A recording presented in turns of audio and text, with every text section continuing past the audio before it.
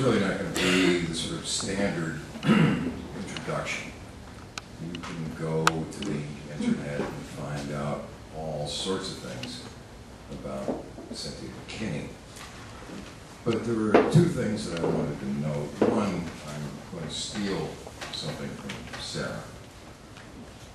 There had been an exchange of emails about Cynthia McKinney, and Sarah rose to her defense, and I'll be part of this deal in just a moment, not that your position needed any defense. You know, we hear that old cliche about speaking the truth to power. Well, I don't know if it's ever dawned on you, but the powerful probably know the truth, know it better than you do, better than I do. Because that can of worms only opens from the inside. Every now and again we get a glimpse of what's really going on. And what Cynthia McKinney's been doing, and we were talking about this in the car on the way up, I mentioned an Italian word, dietrologia. Anybody ever hear this? Dietro means behind. Logia has to do with the science of something. The science of things behind.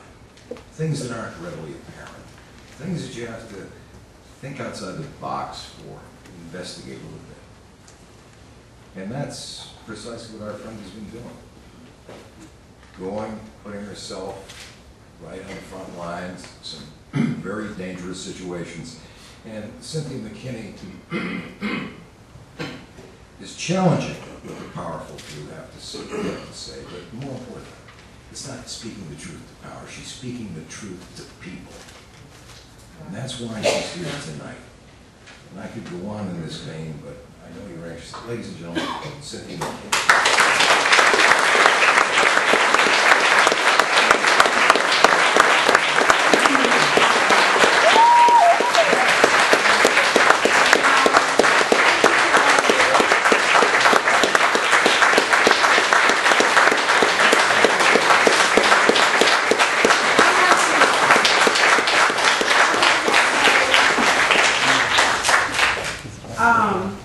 I think my heart skipped a beat when I saw Khalifa in his Libyan dress, because, well, you know, there's something that about cultural dress that makes a woman's heart stop. And when I was invited to go to Libya to meet with other members of the Africans in the diaspora and Africans on the continent in a conference, there was just all of the traditional clothes of the Africans. It was just a beautiful sight for me to see. And then just this last time was the first time that I had seen the Libyan dress, and I think it's wonderful. And it's also wonderful that we can have this meeting and we have a Libyan here. It's very special. Now, as I am literally running away from an email that arrived in my inbox today, and the title of the email is "Your Personal Contribution to Your PhD Program." Now, my personal contribution is that I want the student loan to come through. But can you imagine having a government that provides for the education of its people? That's the kind of government we need. Yeah. That's the kind of Congress and president that we need, that would say that education is so important that we're going to provide for the education of our people. And healthcare. Healthcare is so important that we are going to provide for the health care, not so that everybody can be forced to buy an insurance policy, but that we are actually going to provide for the health care of our citizens and measure our effectiveness not in dollars spent, but in outcomes. Now that's what we deserve and would like to see. We also would like to see our country join into the community of nations so that we represent peace around the world. So it's important for when Paki goes and tries to join the Freedom Flotilla, too, it's important that we participate in these kinds of overt actions expressing our dissent from our own current U.S. policy. Policies that promote war and violence and injustice and just plain meanness, and we say that the American people are not like that. So Paki is to be commended for making the attempt and really representing all of us as she made that attempt. Sarah was supposed to, well, I'll start with Don, who's in the background, and Don is my very, very best friend in the whole wide world. And when I was nursing my father, Don came down to Atlanta and he helped me to nurse my father. And you know, it's when you are in these periods of personal loss and people come to you, that's when it's the most special. And so Don came to me, but Don also had the opportunity to travel to Libya. Don went there when we were learning about the Green Book, and that was back in 2009. So I want to say a word of thanks to Sarah as well, because Sarah is just really special. At every stop, there's this whole, I mean, the rooms are packed just like this, and everybody knows Sarah. And Sarah has done so much. Sarah is the one who really got me started into all of this. She's the one that got me into trouble. Because Sarah invited me to Lebanon. And I was detained when I came back from Lebanon. I was detained for an hour and a half because they wanted to know everybody I met, why was I there. And Sarah is responsible for the Texas Fusion Center for writing a memo about me and Ramsey Clark. Now, it's an honor for me to be in the same memo with Ramsey Clark.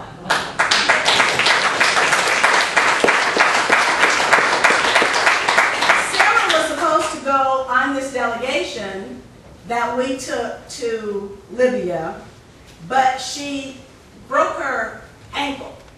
And so she was not able to travel at all. I called her like maybe a day and a half before, and I said, Sarah, you gonna be able to make it? And she said, I can't even think about moving.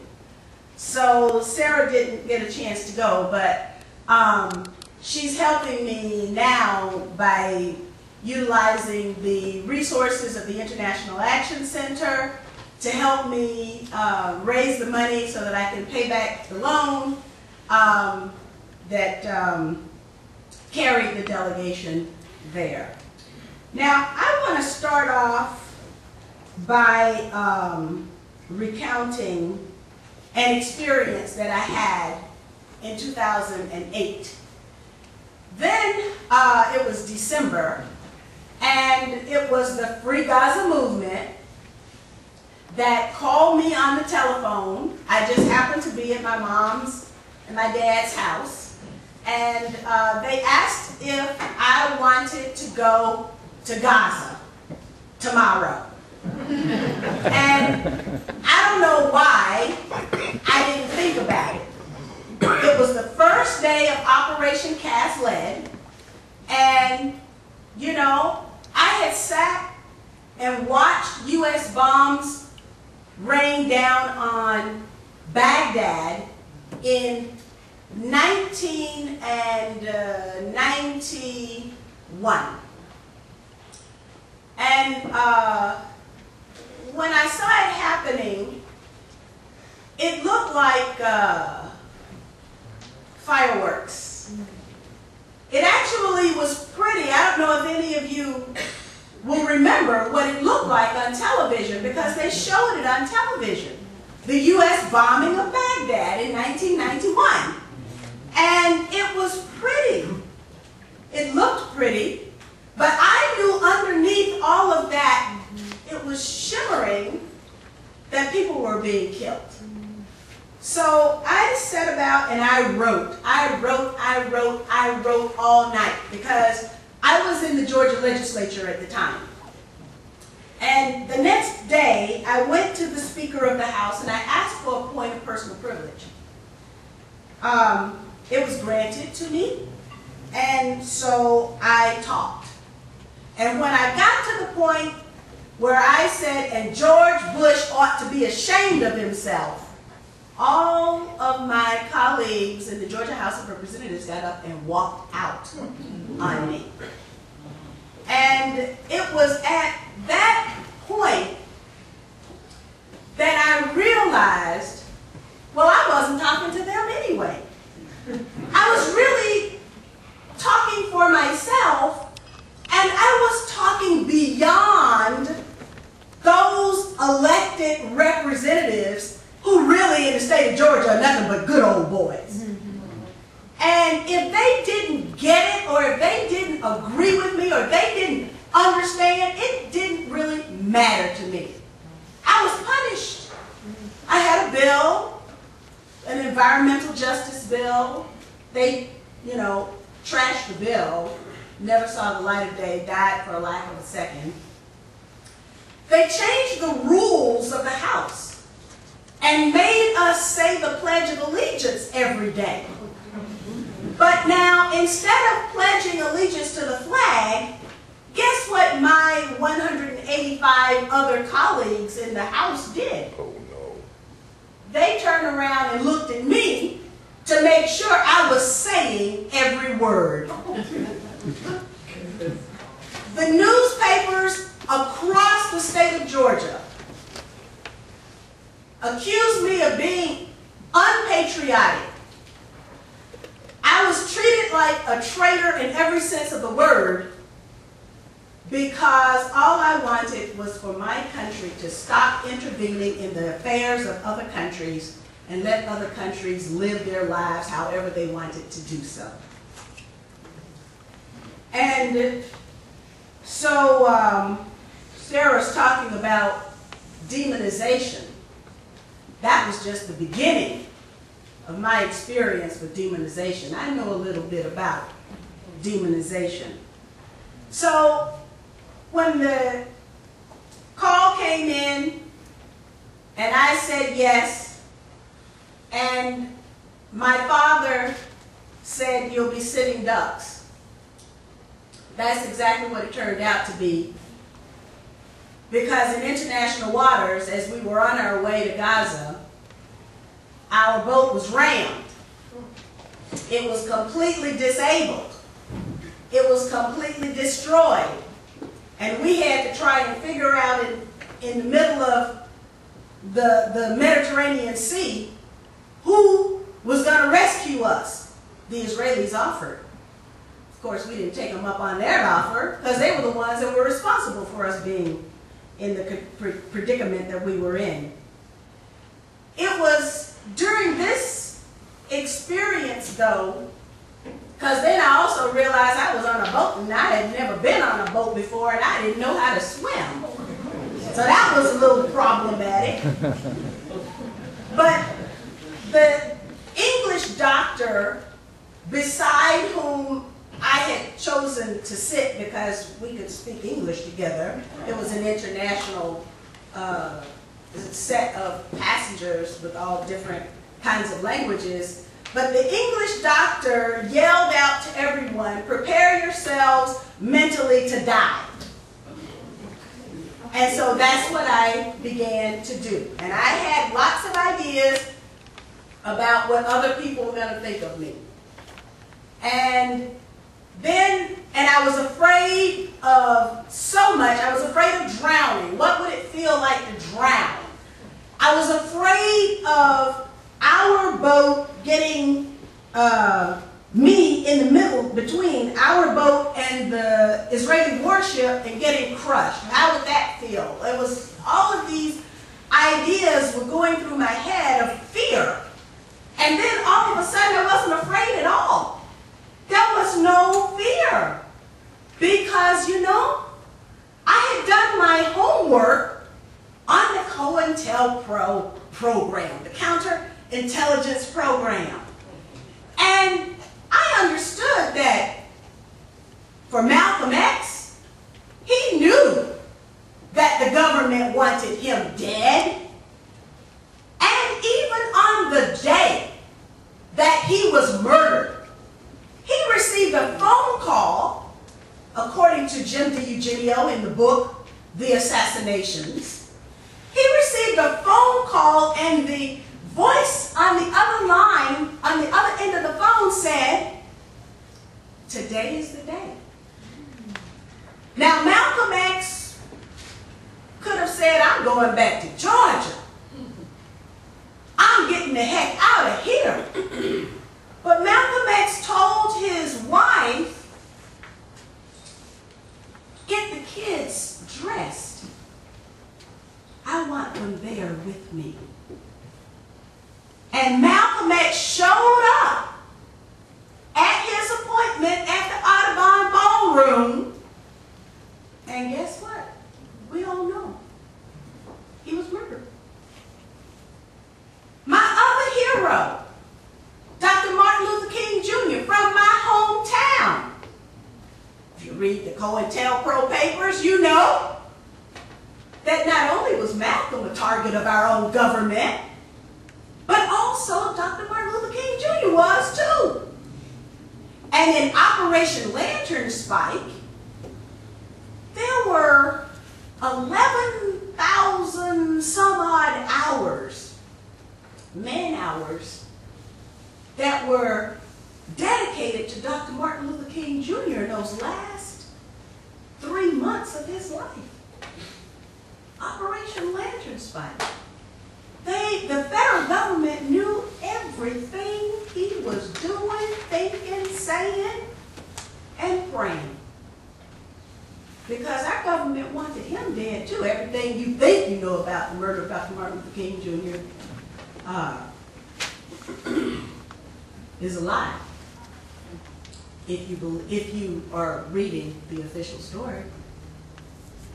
And so when the violence broke out in Memphis, and then Dr. King had to go back to Memphis, and that's when the dirty deed was done. Dr. King didn't shrink. He didn't say, well, you know, I'll leave it for them. And there were U.S. military intelligence violating posse comitatus and all of the rules that separate military activity inside the United States. According to our laws and our Constitution, that's supposed to happen. Well, it happened on April 4th of 1968. And Dr. King was murdered. So when I started thinking about dying, those heroes of mine really taught me the importance of living and how to live. So I wasn't afraid anymore. After that, I wasn't afraid anymore. And then, of course, we got rescued by the Lebanese. and I was able to go out and try and do it again. And that time I spent 7 days in an Israeli prison. And then George Galloway, member of Parliament at the time in the United Kingdom, was watching all of this and was able to find me and said, Cynthia, I can get you into Gaza. So come to Egypt. They were in Cairo with the Viva Palestina USA convoy. So I got out of jail one day in, I don't even know where, I was in Ramla prison, wherever that is in Israel. And got on a plane, literally the next day, and went to Cairo, and eventually got into Gaza. Now, the people of Gaza had survived the white phosphorus, the helicopter gunships, the depleted uranium, the dying weapons. They had survived all of that. And on the night of our arrival, there was a wedding. So there was love and there was life amid the rubble in Gaza. In Gaza, certain things were happening. There was ethnic cleansing. There was collective punishment. And there was the targeting of civilians. So, while I've been on this tour, I looked at my passport.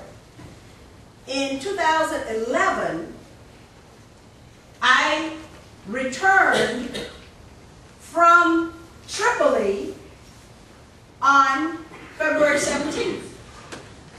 So now this was supposed to have happened around February 16th or February 15th. And I was just getting back. And what Khalifa said he read was exactly what I was reading. The only thing is I had just come from there.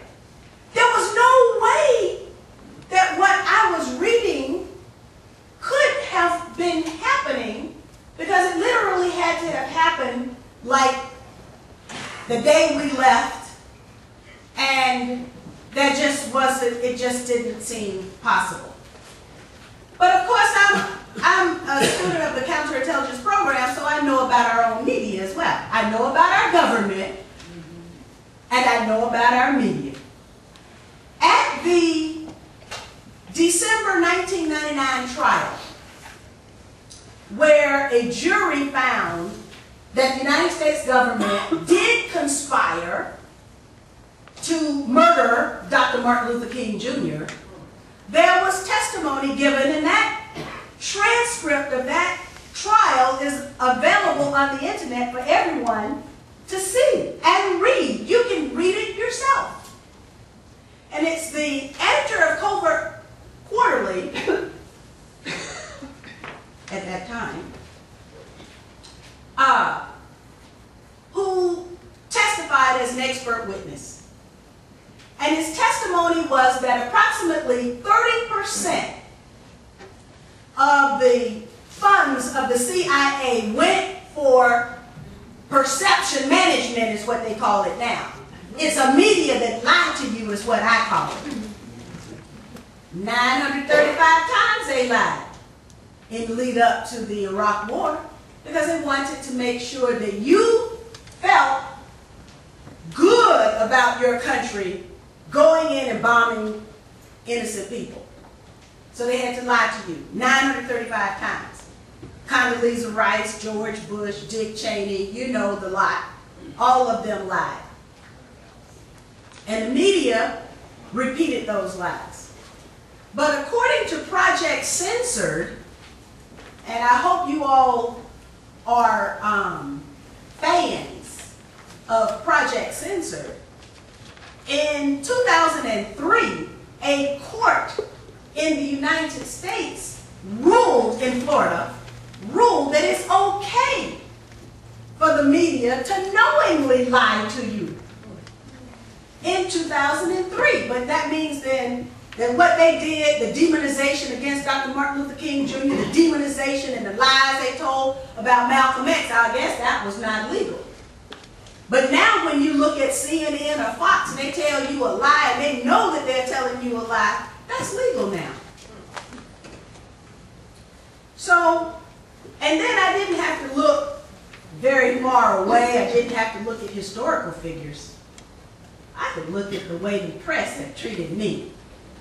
Because it's one thing that makes my mother cringe, because she knows that that person that has been so demonized by CNN, Fox, and all the rest of them, she knows that that person is not her child. But how in the world is she going to explain that to millions of people? So we have to go out into the world, or I have to go out into the world with the world thinking that I am a caricature of myself. It's a tremendous burden that I have to carry. And I could shrink away, I could slink out of public view and do exactly what they want me to do. But for some reason, I guess it's the spirit of my daddy, it is impossible for me to allow them to get away with their lies without a challenge.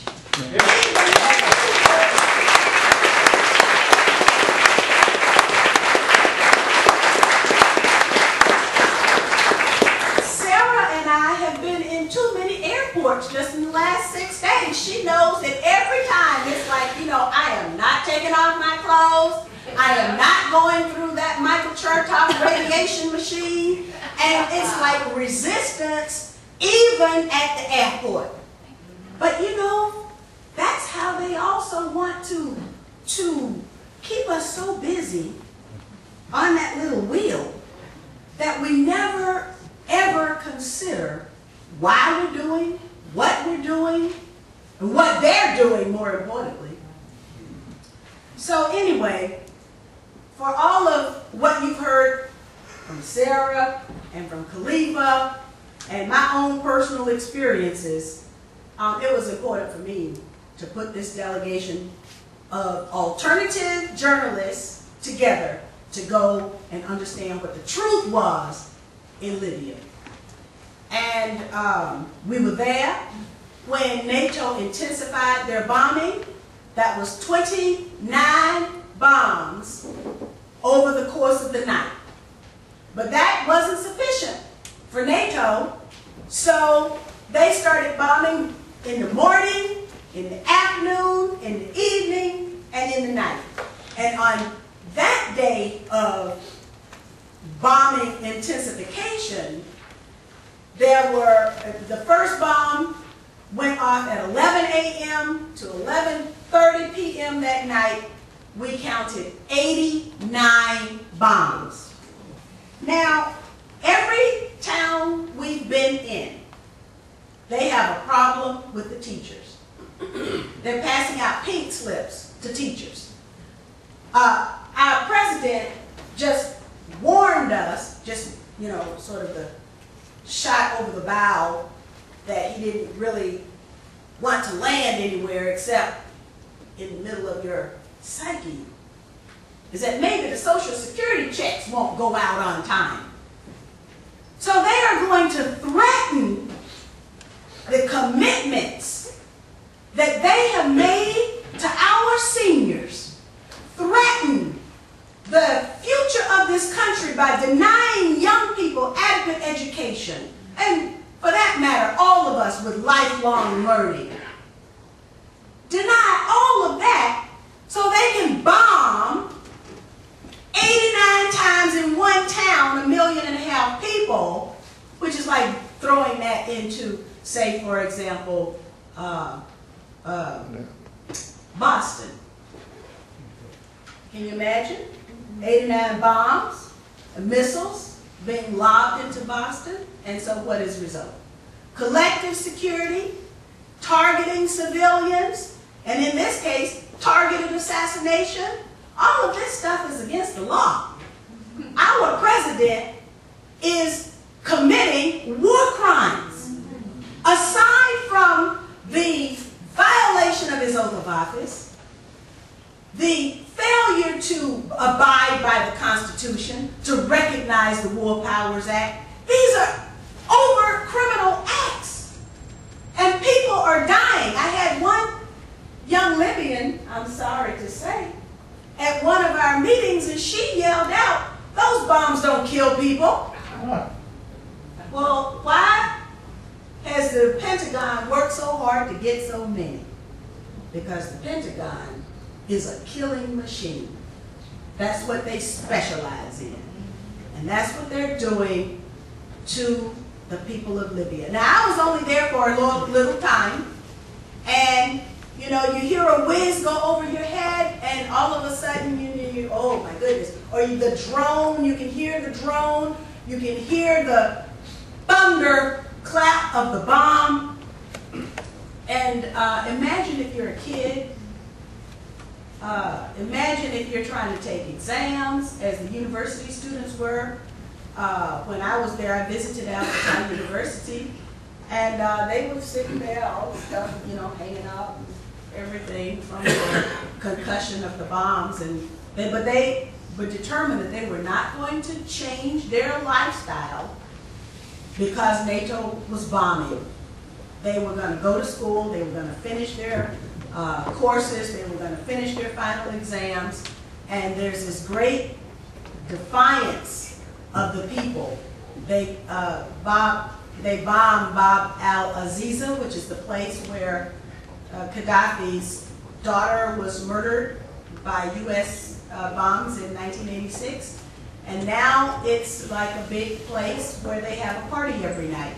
So NATO knows that the civilians are there in their demonstration against the bombing, but NATO bombs anyway, and there are some people who die as a result of this. So anyway, the message that I would like to leave with you is that you have the opportunity to make a difference on this Congress.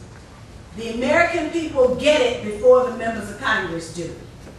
Please let your member of Congress know that you want them to vote no on funding for not only the Libya war, but all wars. Let's bring all